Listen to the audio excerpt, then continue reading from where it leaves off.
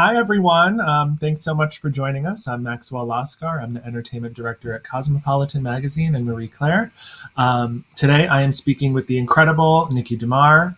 Um, Thank do you want, you. do you want to go ahead and introduce yourself? Yeah, hey guys, I'm Niki Demar. You guys might know me or you may have no idea who I am, but I am known for doing videos on the Nikki and Gabby channel. I am Nikki from Nikki and Gabby. I've been doing it for the last 7 years, but um, now you guys get to meet Niki Demar um, as me, not as just a twin. So I'm excited.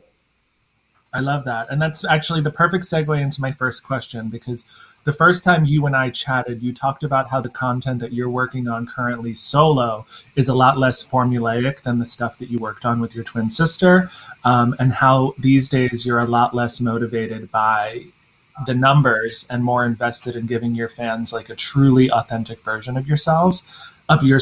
Can you talk a little bit about that switch and why being so authentic in front of the camera comes so easily to you? Yeah, I think that when you find success at a really young age, um, it takes you out of reality a little bit. And, I was 17, 18 when I started the Nikki and Gabby channel with Gabby. And most of my early 20s and young adulthood years were just spent easily getting like these crazy numbers. And I just got used to that at a really, really young age.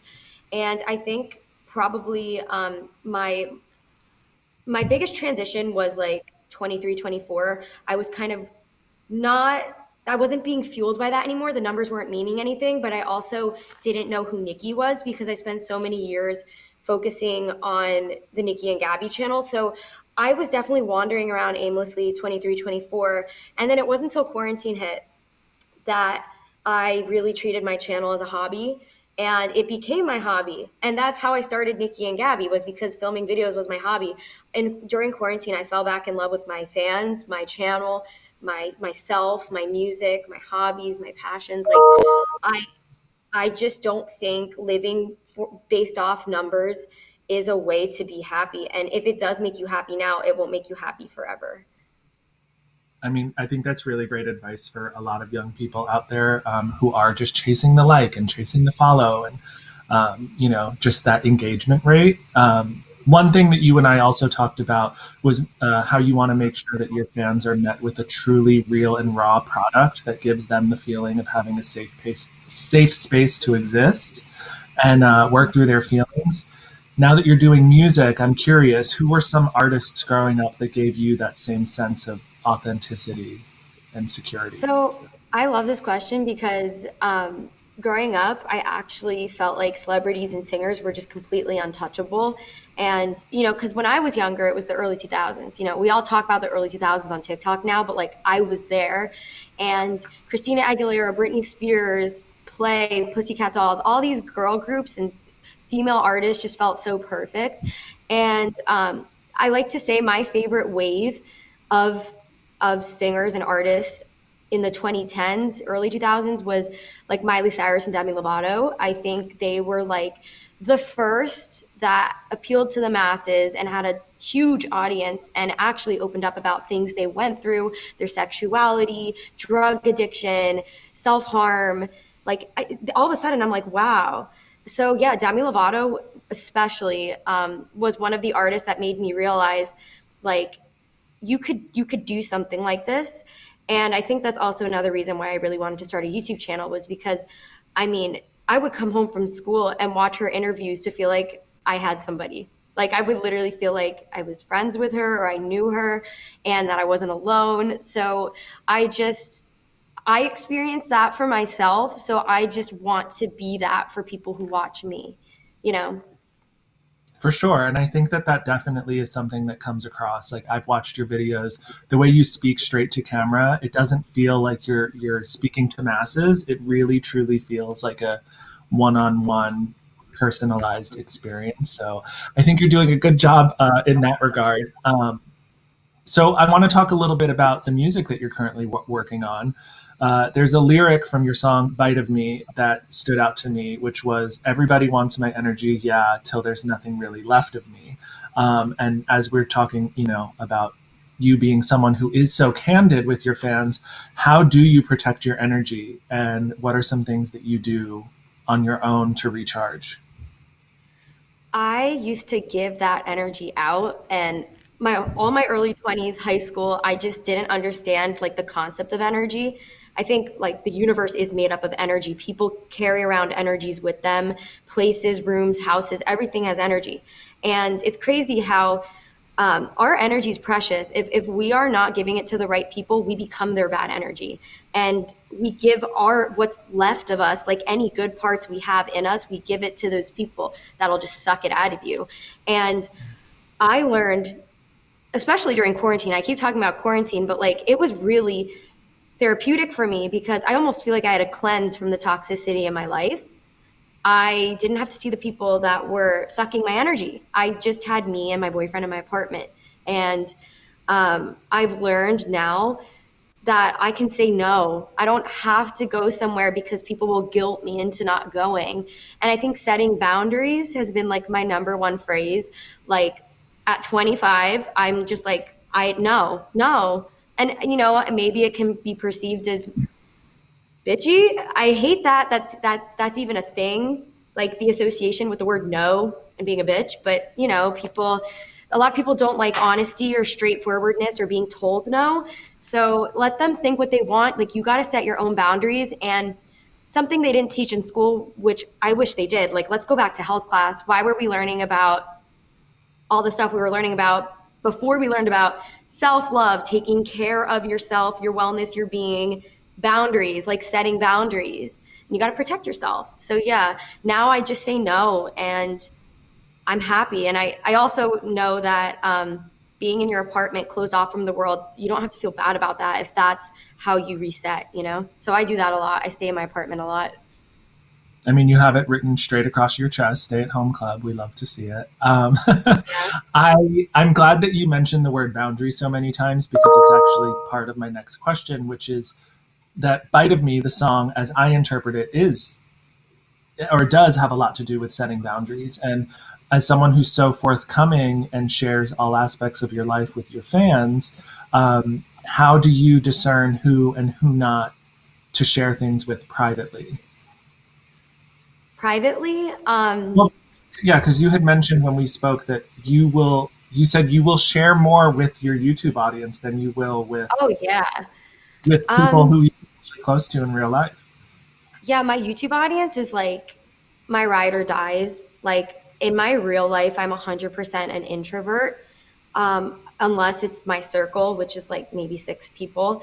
And I don't like new people. And that's something I'm working on. I hate change. I don't trust people. I have walls up and I'm working through that. But when it comes to my audience, you would never know that. They would never know that because I'm just all eyes and ears to them. I tell them everything. And I think it's because like, I know nobody's going to sit through one of my videos if they're not really listening. And I trust them and I trust that. Yeah, there's going to be some bad eggs that don't agree with what I'm saying or like my sexuality and all that stuff. But like at the end of the day, like there is going to be those people. You just can't focus on that.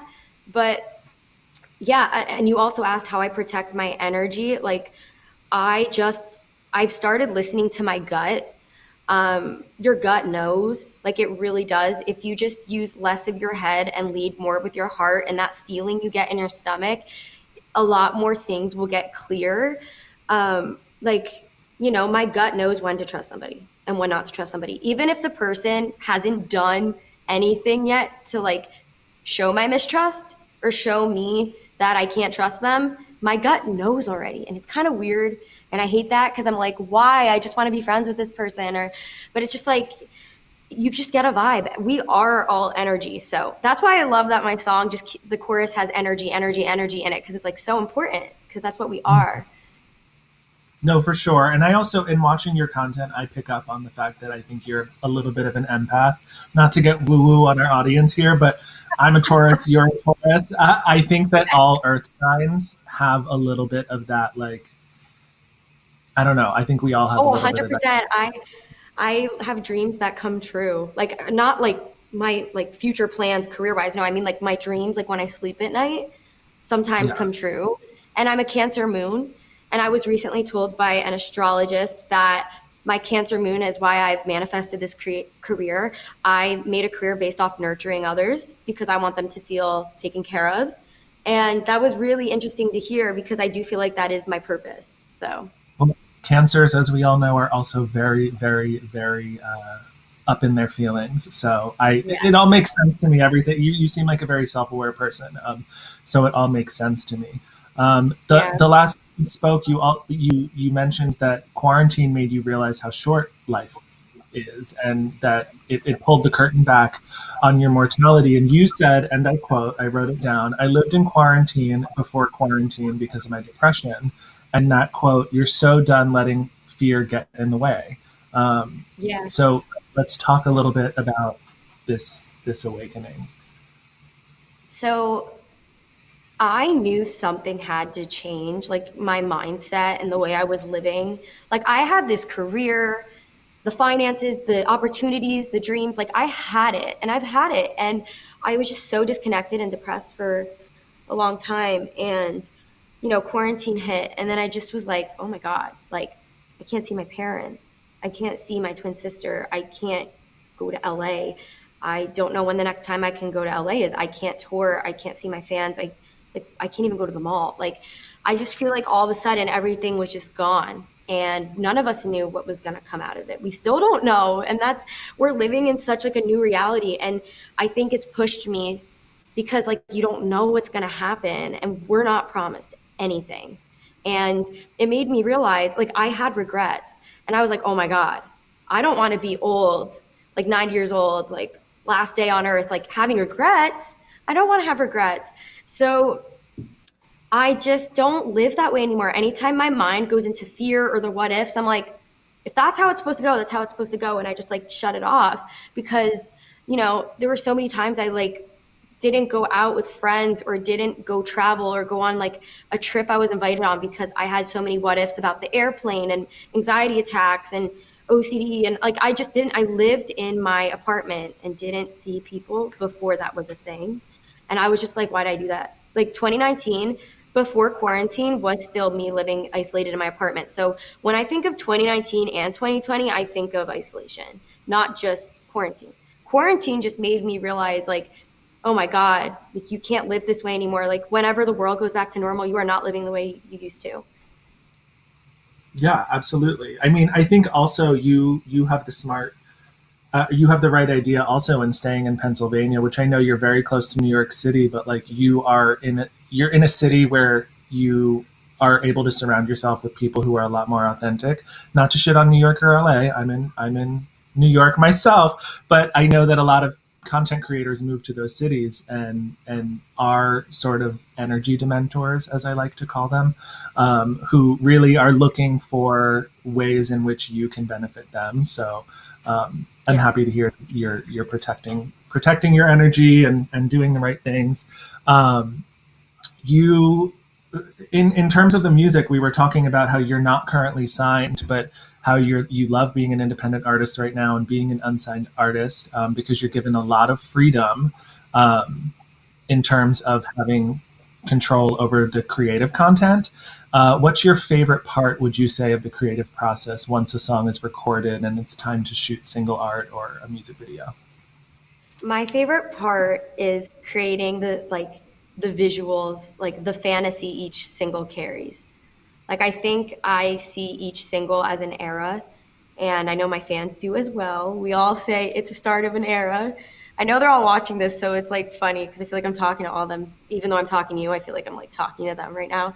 Um, but yeah, I mean, I think about them. Like whenever I think of a single, I'm like, oh, they're gonna have fun with this color palette, or they're gonna make good edits with this, or I don't know. I just feel like my favorite part is definitely 100% like the visuals. Whenever I write a song, the instrumental, like it all matters. Like I know some artists are more into lyrics or the melodies or the music video, but for me, it's all what creates one package. And I'm heavily involved in every single part, minus the producing. I don't know how to produce, and I have an amazing producer. Shout out to Rob. But I definitely like, I just love creating the world of each. Like, Alone in My Car is a world. Bite of Me is a world. And I just feel like with this approach I'm doing with the single by single by single, I feel like I'm creating, like, each single has its own world, and the cover art and the music video are all cohesive. My Instagram feed changes. It's very themed, and it's just so exciting. Like, it's so fun to be able to, like, be in control of that. Yeah, absolutely. And I think also that there's no rules anymore. Like every artist that we know today puts out how many singles before an album or an EP. Like you're able to publish things as you deem fit and as they're ready. I don't think that many artists anymore are operating on that like cohesive whole album experience anymore. You had talked to me about how you write your own music now. Can you talk about that process and like do you carve out time to like say I'm writing a song today, or is it like does it start with a journal entry? Do you jot notes down in your iPhone? I wish you could see my phone. It's really funny. My friends will literally be like, wait a second, are you writing something right now? I have a folder in my phone. I have this for all the things I do. I have like a videos folder with video ideas. I have TikTok folder. I have like Instagram, outfits, all that stuff. But then my favorite folder, which sits at the top, is music with red heart. And I, anytime there's like, I say, like, if I say it like a cool phrase in a conversation, I'm like, oh, fuck. And I have to whip out my phone, write it down. Um, my notes are all over the place. I'll write down something cool I say when I'm talking to somebody. I'll be in a situation that I know is like something people will relate to, and I'll write that specific situation down. If I'm listening to a song on Spotify and I like a hook or a melody, I'll write that down and be like, okay, let's keep this in the same tempo, but let's make it Niki. Like, I literally am just, I don't stop with music. Even when I'm listening, easy listening in the car, I'm getting inspired. When I'm talking with friends, I'm getting inspired. And then there's nights where I guess I do block out time to write songs, but that's when my boyfriend's on Xbox and we're not hanging out. And my computer's sitting there, and it's sitting in my closet, which is my favorite place in the world. And I just go in there, light a candle, and I just start like writing. It's not forced. It's kind of just like I put together all the thoughts that are in my phone, but like on a Word document. So I guess it's like, it's a mix of both. Because I do feel like sometimes I do have like people that are like, all right, what's our next song? And I'm like, okay, I got to whip out all this jumble and put together something. So yeah, I feel like living is the only way I can write songs. If I'm just, again, when I'm sitting in my apartment, um, like I was doing before quarantine, I wasn't as inspired to write my own music. But now that like I'm actually experiencing things, talking about things I'm not used to, having deep conversations with people, I actually like am sparked with so much inspiration. I always have to whip out my phone. Sometimes I'm driving and I'm like, type this in my phone, type this sentence. It's going to make no sense. It's just what popped in my head. And my best friend Rachel was typing in like a lyric I thought of when I was driving, but can't text and drive. So I had her do it. But it just comes out of nowhere, honestly.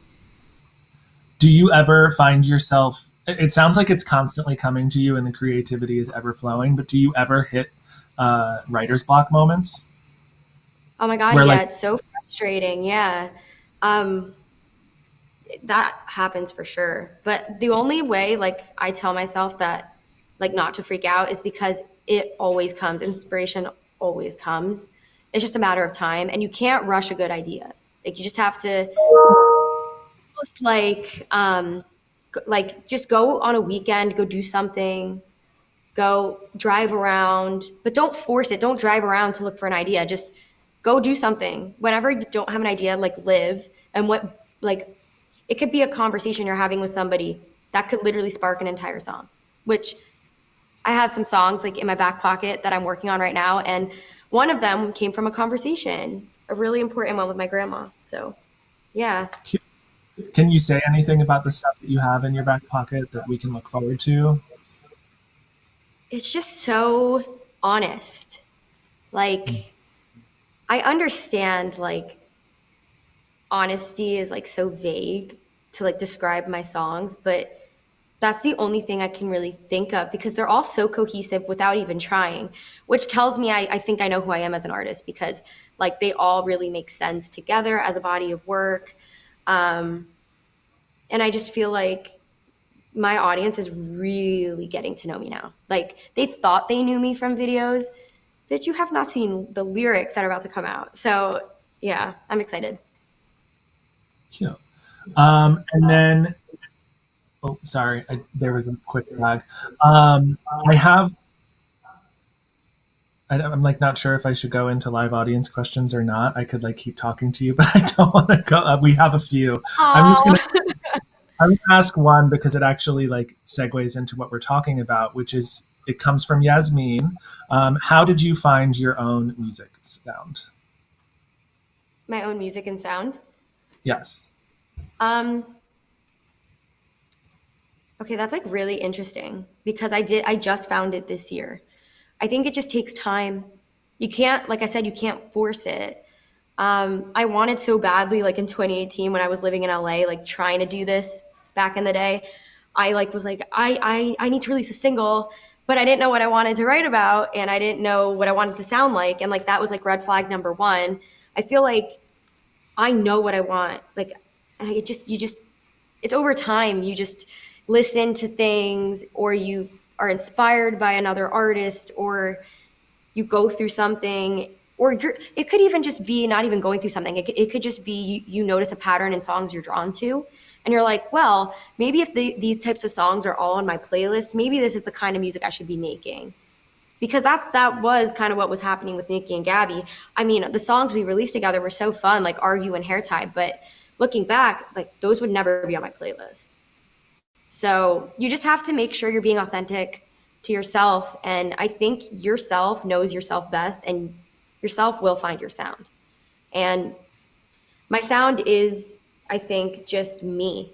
Like I can't even think of anything specific. It's just whatever I like. And I guess whatever I like is cohesive. So just listen to yourself. Absolutely. I mean, and you also touched on trying to live in LA. We talked about LA versus New York a second ago. Can you talk about a little bit more? Can you talk a little bit more about why you decided to move back to Pennsylvania and why LA just like wasn't it for you to live in full time? I, I think timing is everything and good things take time. Slow and steady wins the race. Like patience is rewarded. And I think I've known for a very long time I wanted my career to go in this direction by myself. But I almost feel like I tried forcing it back in 2018 and rushing it. And I literally moved to LA with my boyfriend. But like, I didn't know the right people. I didn't have my own management. I was repped by the same people that represented Gabby. I was a twin and I moved to LA without my twin. And I thought it was just being in LA that would move the ball, but that's not the case. It's 100% like you have to know who you are as an artist. You need to know your brand and your message and your purpose and your songs. And I just had nothing, and I moved there with nothing as Niki the artist. I just moved there as a twin, and nobody wanted me as Niki. They wanted Niki and Gabby. So I had to move home. I was getting no work out there, and the work I did have, I was flying home to do. So I was like, why am I living in LA and flying 6 hours to film a video? Like, why am I doing this?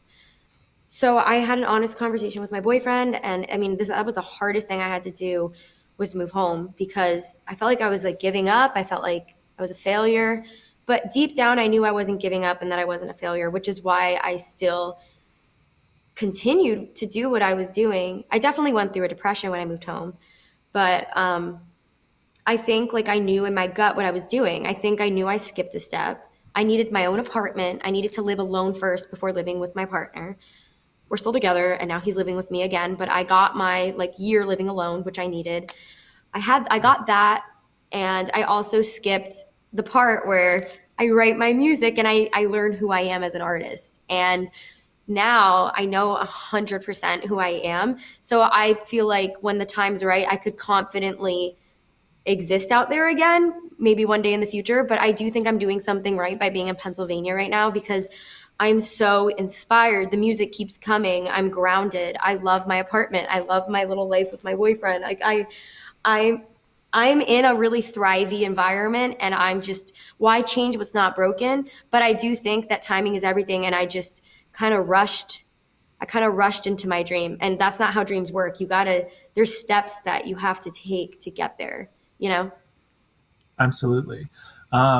You brought up your depression, and if you don't want to talk about it, we don't have to. But there is a fan question from Devion, which was, what was the most difficult thing through your recent depression that you had to face?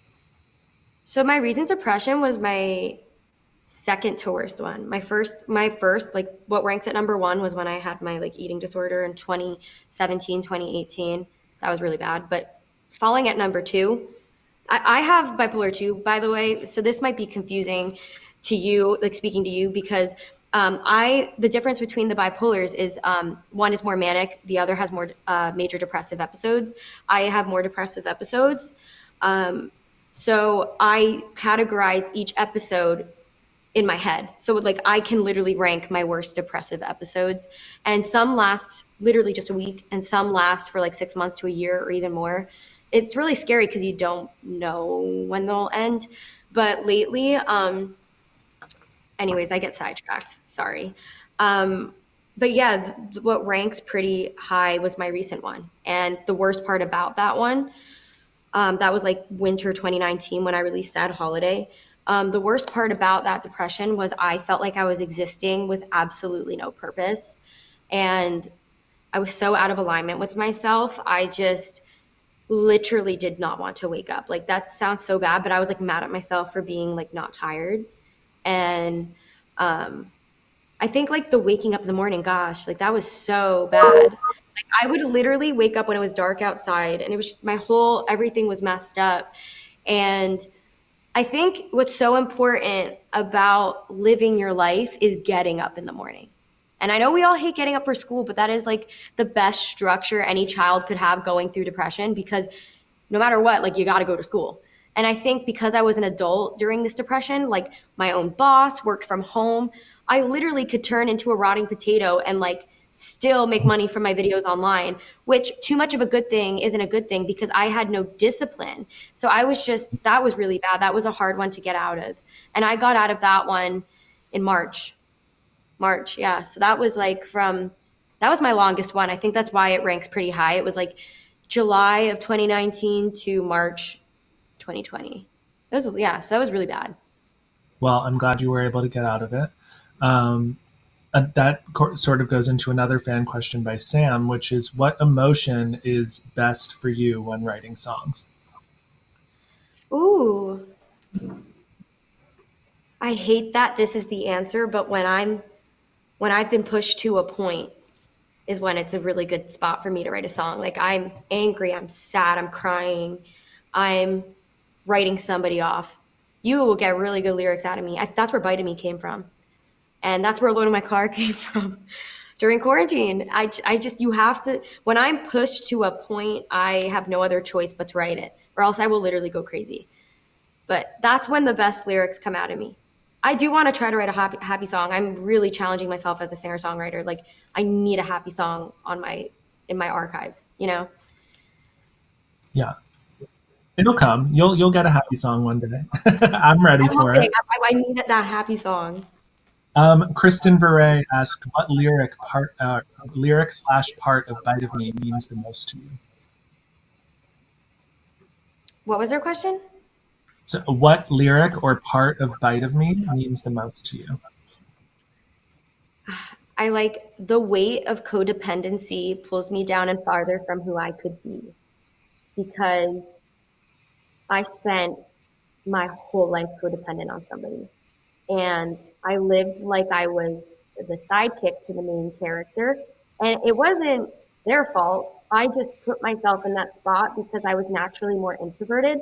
And in every movie you watch, the main character isn't really usually introverted.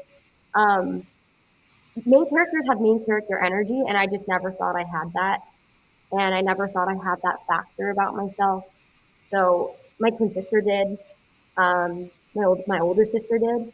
I fell to the background in every home video. Like I didn't talk.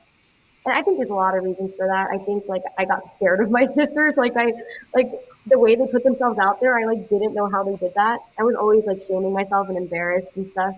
Um, but just like looking back, I was just so codependent when I didn't need to be. And my assistant actually just told me recently, like she literally just said, I don't know why you lived so many years that way when you've always had main character energy. And like that was crazy to hear because maybe it's like maybe all along I was a main character and I didn't know it. But like my whole life I was in the background, especially in my family. I love that. So Carrie Lee is asking, what is the best piece of advice you've ever received? And Zaria is asking, what's the best piece of advice you would give?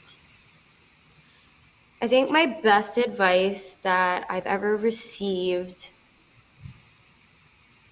my tattoo, make art from a broken heart. I forget who told it to me. I've had so many counseling sessions, lol.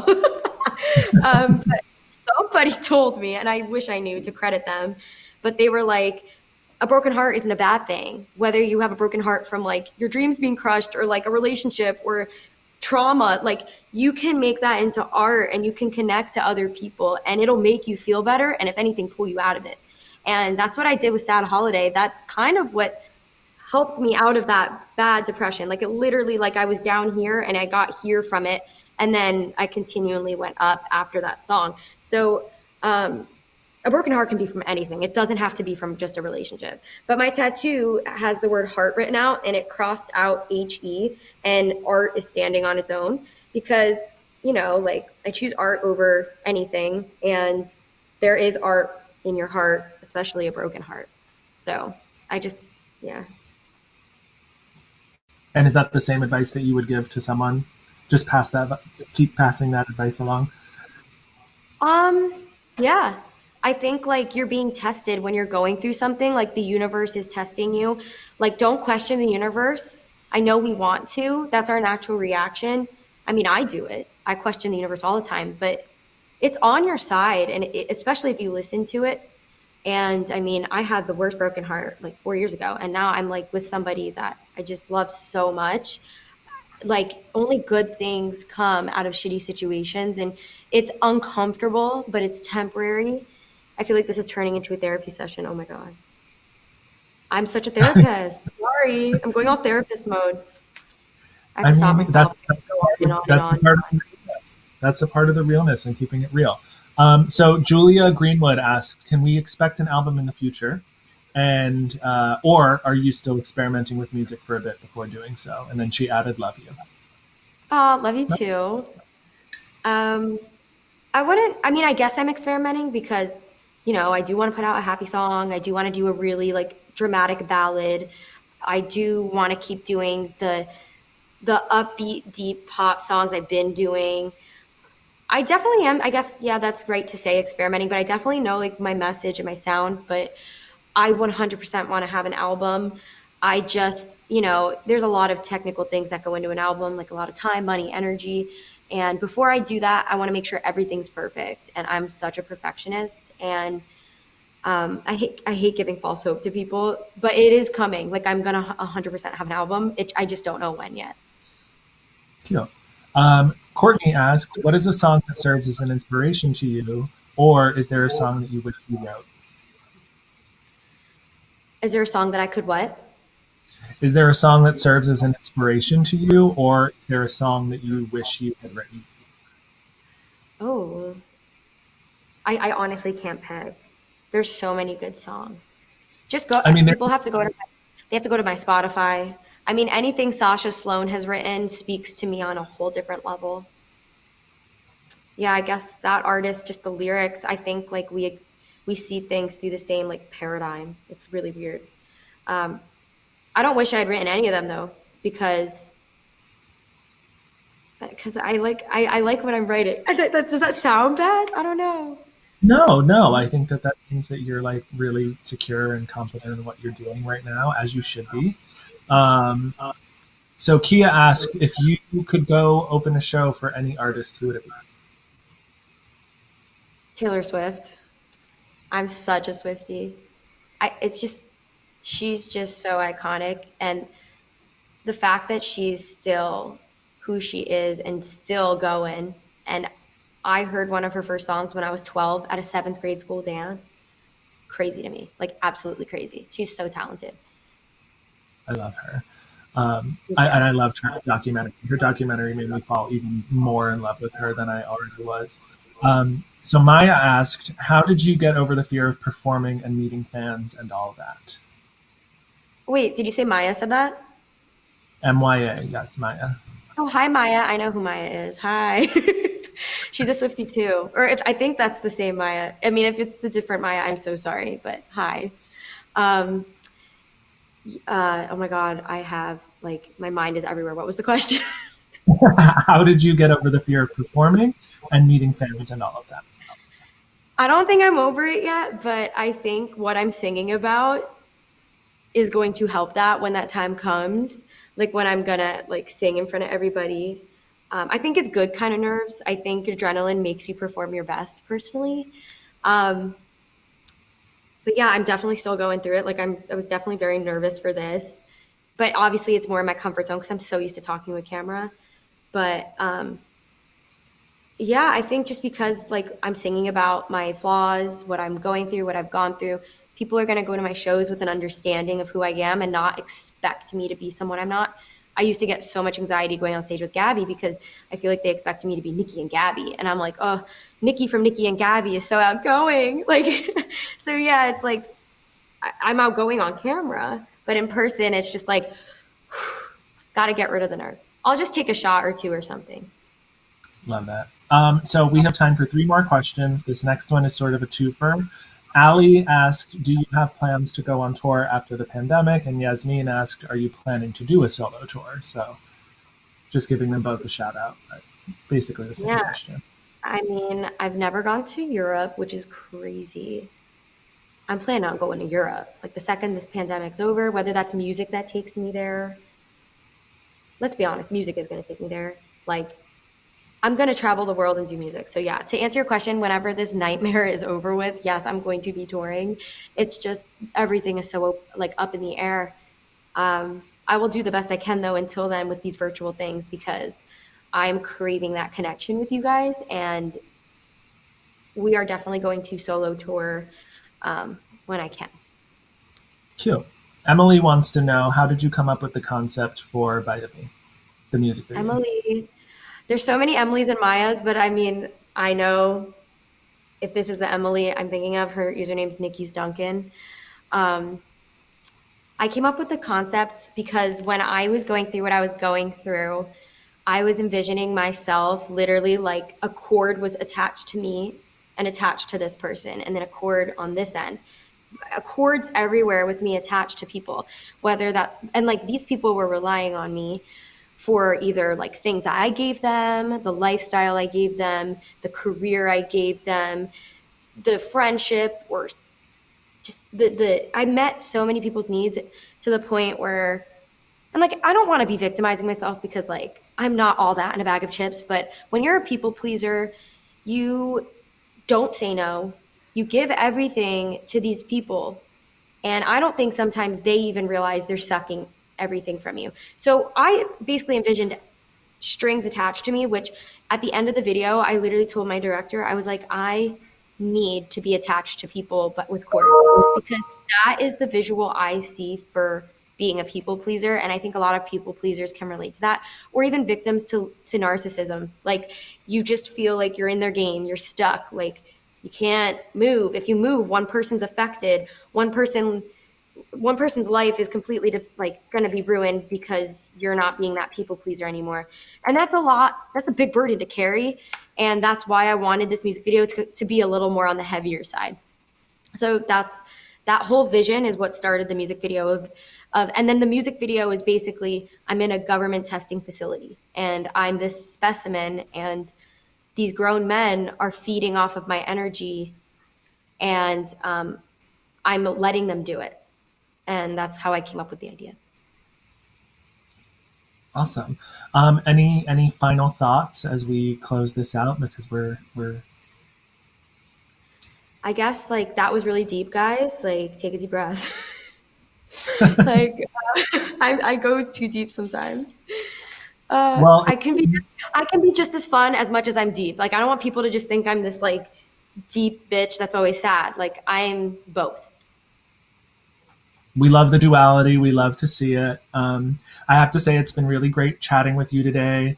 Well, I want to take a moment to say thank you to everyone tuning in right now and for joining us today. Please be sure to keep the conversation going in the official VidCon Discord server and make sure to check out the agenda to get registered for some more VidCon Now sessions.